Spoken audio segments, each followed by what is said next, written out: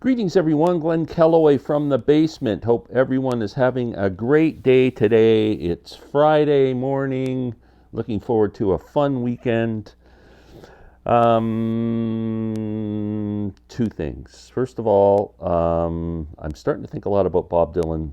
Not that I don't always do that, but if you watched Steve, my good friend from All the World's a Stage, latest video, it's countdown to Tulsa kind of thing. So we are meeting up in Tulsa, Oklahoma to go to the Bob Dylan Center. Randall Nelson, Steve, myself. October 12th, I fly into Tulsa. Really excited. It's a month away. Steve's starting to do a video just talking about the Dylan albums in chronological order. I thought I'd do something a little different to start off here. My two favorite artists of all time are the Beatles and Bob Dylan. Now, they are up on a pedestal like that together, and everyone else falls down here and starts here, and whatever mood I'm in, that ranking can change a little bit. So what I thought I would do, because Dylan and the Beatles ruled the 60s. From 1962 to 1968, I chose, because that's when Bob didn't release any albums, I don't think, until after John Wesley Harding for a while. So what I did is I took the Beatles albums from Please Please Me to the White Album, excluding Yellow Submarine and Magical Mystery Tour, because they're really like mini albums. And I ranked them all together as which ones I think are best. So I'm going to start with there's 17 of them, so there's one extra Beatles record. I'm going to start at number 17, and it would be Bob's debut album. Now, I like this album. I like the covers, the traditional versions of like House of the Rising Sun. His first composition on record is here with Song for Woody, which is an absolutely incredible song.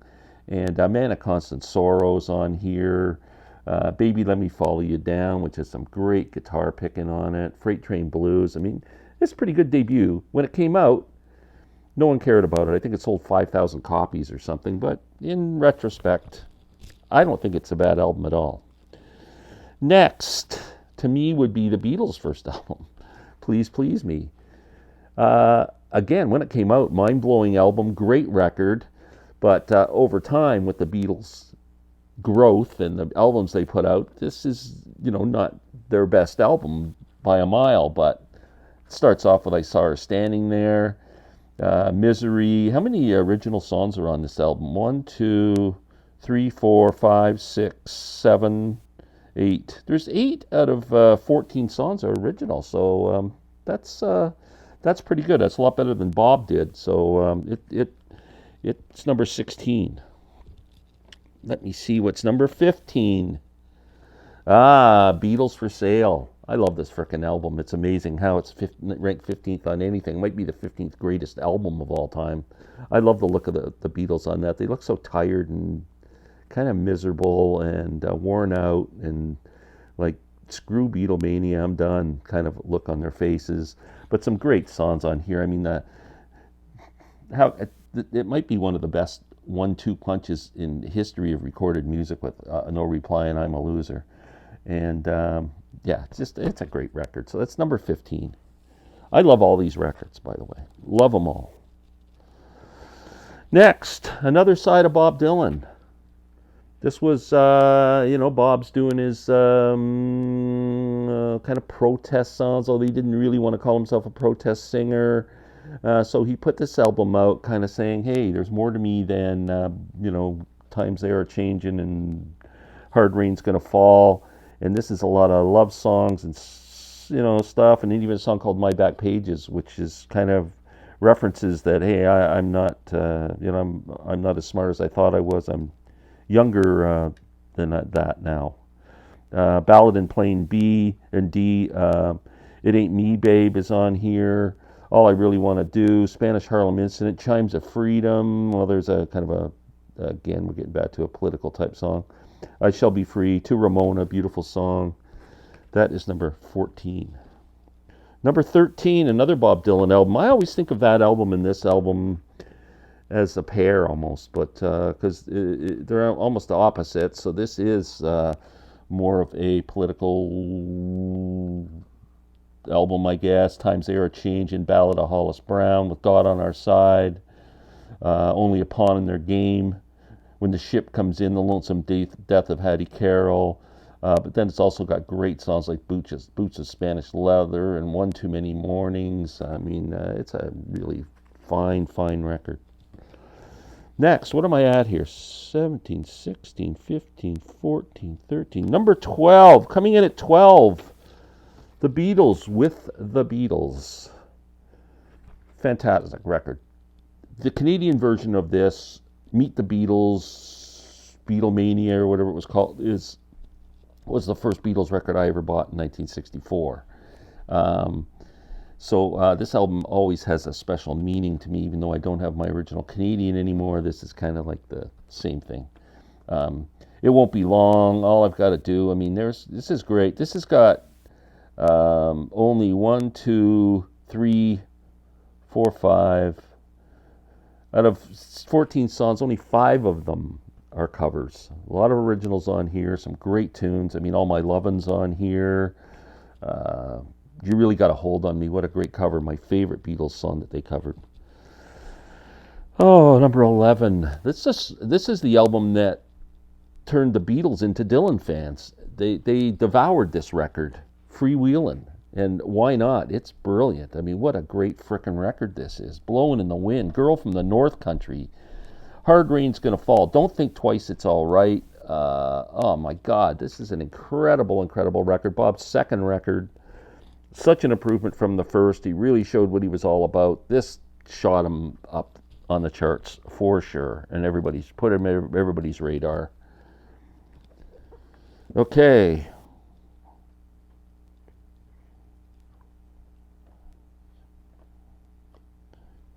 So number 10. And now we're at the top 10. Beatles, Help. Another one of my favorite Beatles. The rest of these albums are just like, all could be number 1 in anybody's list of greatest albums, I'm telling you. Help. I love this album. Love the movie. Just the title song, Help's great. You've Got to Hide Your Love Away, one of my favorite songs. You're Gonna Lose That Girl I Love. Ticket to Ride, my second favorite Beatles song.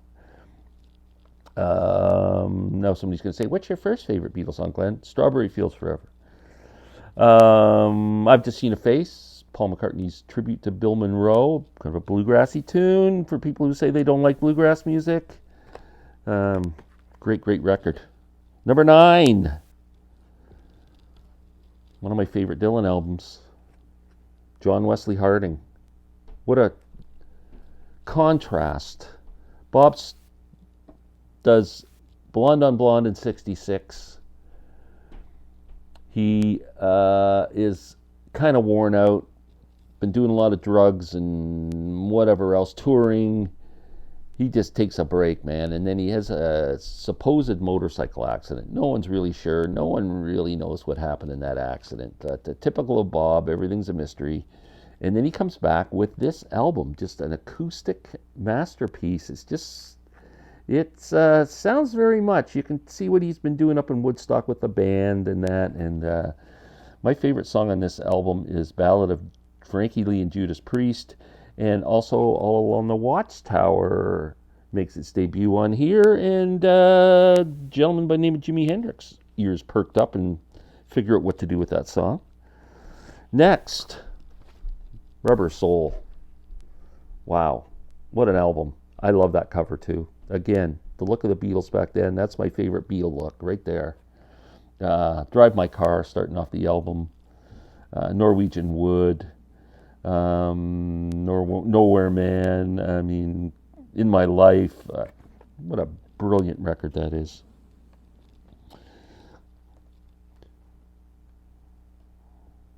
Say, number 7 on the list, The White Album.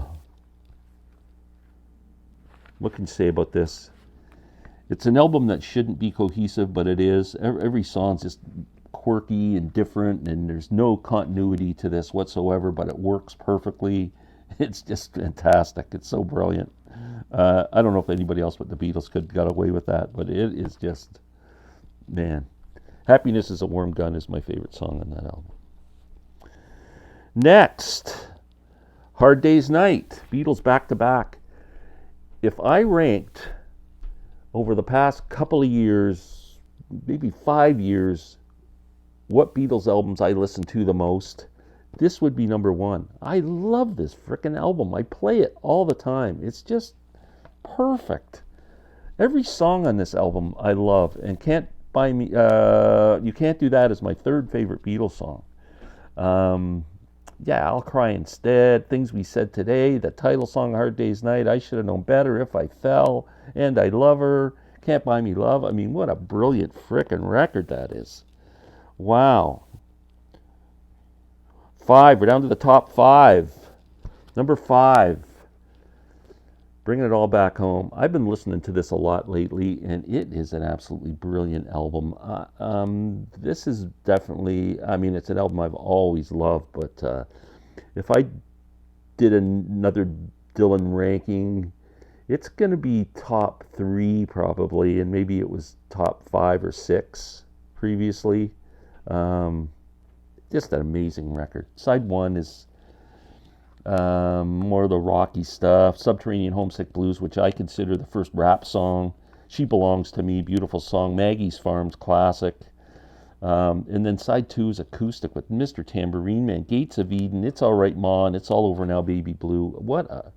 I mean, think of go back to 1964 and see how mind-blowing this was.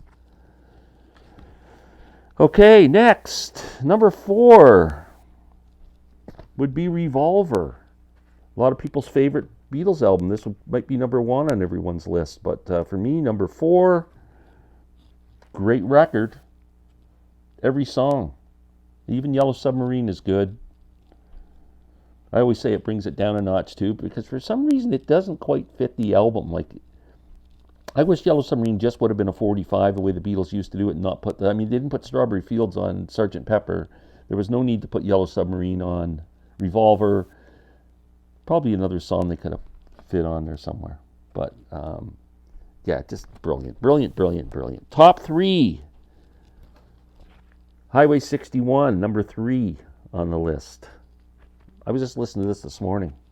Man, Like a Rolling Stone, greatest song ever written.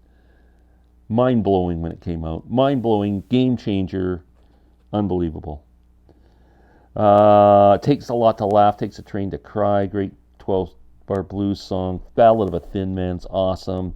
Side 2 is absolutely incredible with Queen Jane approximately. Highway 61 revisited, just like Tom Thumb's Blues. And my second favorite Bob Dylan song, Desolation Row. And if you're wondering what my favorite Bob Dylan song is, it is Visions of Johanna, off of this album, which is number 2, Blonde on Blonde. When I do my rankings for my favorite albums of all time, the greatest albums of all time, this is always number 2. Bob Dylan's Blonde on Blonde. I mean, I Want You, Just Like a Woman, Most Likely You Go Your Way and I Go Mine, The Great Sad-Eyed Lady of the Lowlands, Rainy Day Woman, 12 and 35, Pledging My Time, what a great blues song. Again, Visions of Johanna. Another one of my favorite Dylan songs is One of Us Must Know. Brilliant vocal performance on that song. Leopard Skin Pillbox Hat. Again, just a fun, great song. Great, great album. Number 2. And number 1, the greatest album of all time, the masterpiece of all time, the Mona Lisa of music, Sgt. Pepper's Lonely Hearts Club Band. Let's give it the whole title. It deserves that respect.